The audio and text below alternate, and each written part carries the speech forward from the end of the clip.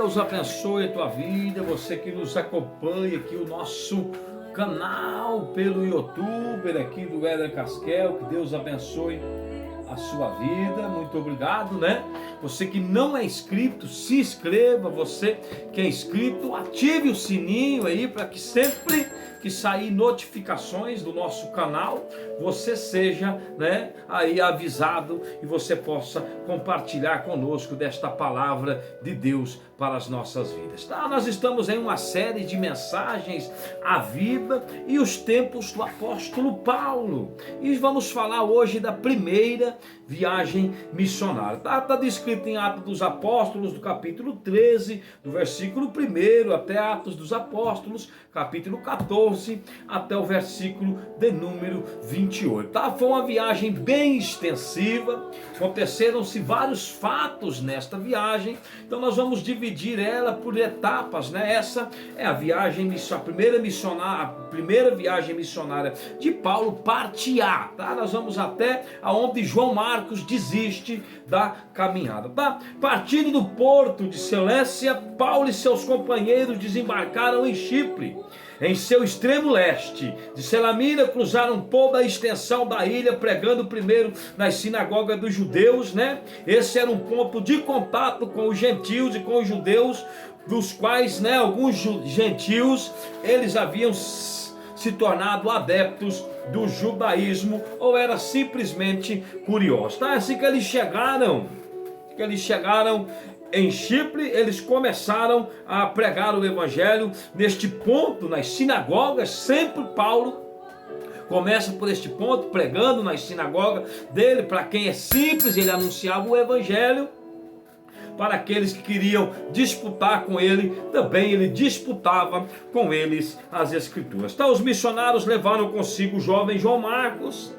Navios mercadantes chegavam e partiam para outros portos em todo o Mediterrâneo, e muitos barcos de pequeno porte levavam frutas a Chipre, uma distância de 113 quilômetros, né, onde eles navegaram regularmente pela estreita faixa de água azulada, num percurso de 6 horas, vento favorável. Então 6 horas, mar ardente, eles saíram ali do porto da Seleucia e chegaram então, né, certamente em Chipre. Como Barnabé era de Chipre, eles certamente seriam bem acolhidos na cidade.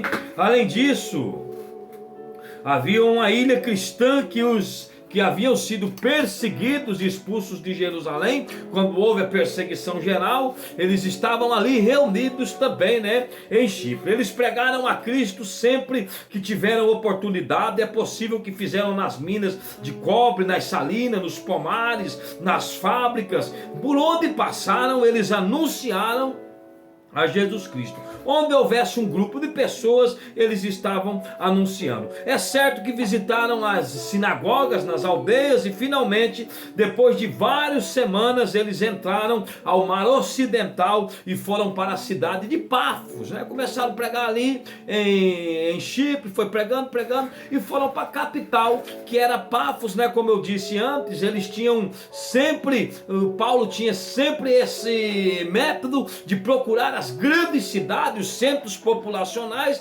Ali ele esparramava a palavra e dali ela, né, esparramava-se para outros derredores, porque as pessoas iam levando. Então eles foram a Pafos, que era a capital de Chipre. Como na maioria das cidades havia ali uma sinagoga de judeus, e Paulo, Barnabé e Marcos conseguiram descobrir, e Paulo pregou a Cristo. Alguns creram, outros duvidaram, outros sentiram injustiçados, injuriados, né? Mas quando o governador da cidade soube da chegada de Saulo, Barnabé e Marcos, mandou chamá-los porque queria ouvir a nova doutrina. Ele era uma pessoa mente aberta, queria ouvir, né, doutrinas. E naquela época, uma época de muitos, né, que tinha muitos falsos deuses, Zeus, Diana, tantos outros deuses que tem na mitologia. Então apareceu Paulo com uma nova doutrina e o governador manda chamar, né, Paulo, porque queria ouvir. Paulo entendeu que era uma grande oportunidade e encarou como um grande desafio, como uma porta aberta para a pregação do evangelho. E com o poder do alto, Paulo foi se encontrar com o ilustre governador, né? Sérgio Paulo é o nome dele. Ficou impressionado com as palavras de Paulo, né? Agradou-lhe os ouvidos, Deus falou o coração, aquietou a alma do governador, que estava ansiosa, desejosa para conhecer o verdadeiro Deus. Então ele realmente fica ali com o seu coração inclinado ao ouvir a história do Calvário, ao ouvir a história de um Deus que se fez carne, habitou entre nós e por nós se entregou numa cruz do Calvário, e que breve vem buscar aqueles que o amam. O governador não resiste a essa mensagem e ele entrega-se, né? Inclina-se, começa a inclinar o seu coração ao Senhor. Mas Satanás, que não quer perder, né, não quer perder o domínio entre as autoridades para ele poder, como que Satanás ele oprime, né, a humanidade? Através das lideranças, através das corrupções, tanta coisa. Então Satanás não queria perder o governador de Pafos. Então ele usa um tal de Bar Jesus, um mágico e feiticeiro da corte, também chamado de Elisma, né? Que negava vigorosamente as palavras de Paulo. Paulo falava, discutia com ele, né? E vendo Paulo que ele se vendera a Satanás e que agora estava obstruindo a pregação do evangelho, estava atrapalhando, porque o governador estava crendo, né, na palavra de Deus.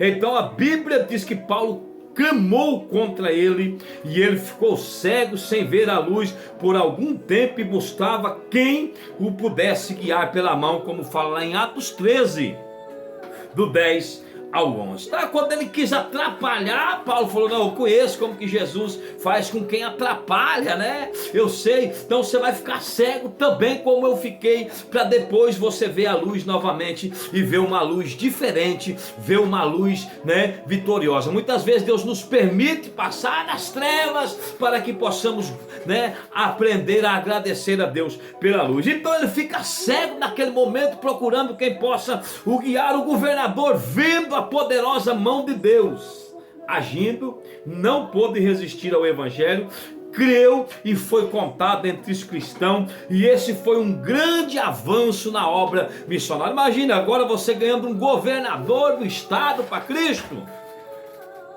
Imagina você agora ganhando a autoridade do teu estado para Cristo, como Barnabé, né? Também teve essa oportunidade, juntamente com Saulo, de ver realmente, né, ali o governador de Pafos, Sérgio Paulo, sendo contado entre os cristãos, servindo, adorando também realmente o nome do Senhor Jesus Cristo. Em Chipre, as circunstâncias, né, as situações eram favoráveis a Paulo, Barnabé e Marcos, mas eles não haviam planejado passar o inverno ali. E já se foi o verão, o tempo passou rápido demais, acabou a colheita. Então eles decidiram rapidamente despedir de Chipre e começaram a viagem de 2 dias para a província da Panfilha, no continente, né, ali mesmo no próprio continente deles, tá? O pequeno barco foi navegando pela costa rochosa da Panfilha, procurando encontrar a foz do rio Sesto, tá? E a 13 quilômetros acima, rio acima, chegaram à cidade de Pergue, né? Cidade onde tinha o templo da deusa Diana. Então eles saíram do conforto que estavam junto com Barnabé. Eles falaram, chega do conforto, agora nós vamos para lugares estranhos, que nós não conhecemos ninguém, e vamos levar esta palavra mais além, vamos levar esta palavra para mais alguém. Ali, né, em Chipre estava confortável, ali estava muito bem, mas o homem de Deus, ele é levado a desafios, o homem de Deus é levado a desertos, valados, e assim foi também na vida do apóstolo Paulo. Tá, então eles subiram e foram para esta cidade de Pergue, né, que chegaram ali, tinha o templo da deusa Diana, e dali eles iam para, né, Antioquia da Pisídia.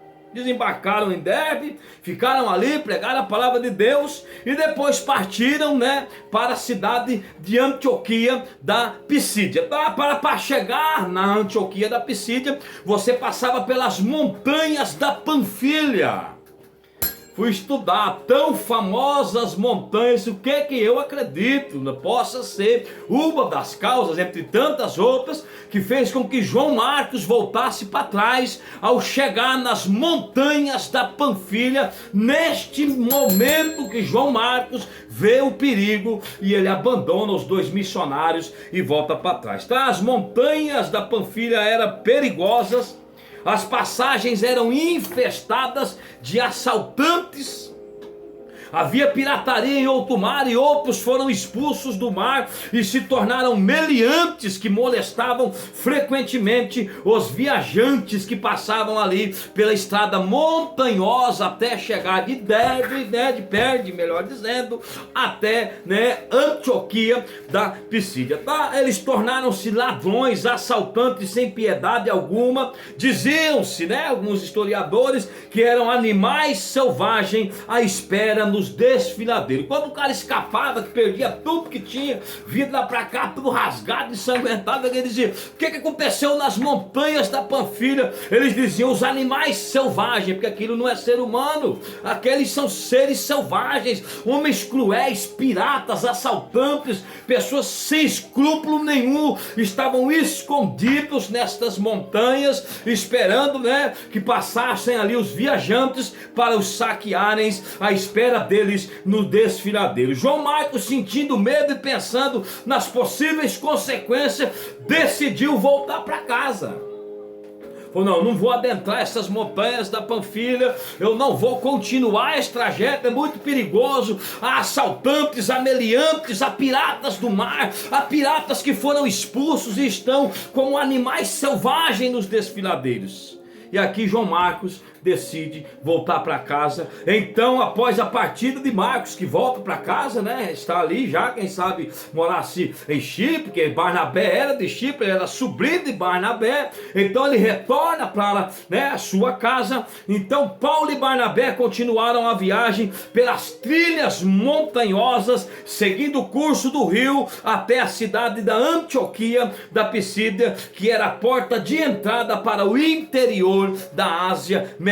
E a continuação desta mensagem, que vai ser o que aconteceu quando Paulo e Barnabé entraram aqui em Antioquia da Pisídia. É a próxima mensagem aqui da nossa série A Vida e os Tempos do Apóstolo Paulo. Que Deus abençoe tua vida.